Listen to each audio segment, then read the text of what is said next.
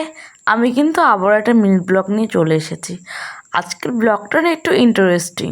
Blog শুরু করার আগে তোমাদের কাছে একটা কোশ্চেন আছে। আচ্ছা, বন্ধুত্ব কথার অর্থ তোমাদের কাছে কি বলো তো? আর আমাকে যদি জিজ্ঞাসা করো বন্ধুত্ব কথার অর্থ কি, তাহলে তো আমি এক কথাই বলবো যে বন্ধুত্বের কোনো ডেফিনেশন হয় না, এর দুনিয়ায় কোনো ব্যাখ্যা নেই।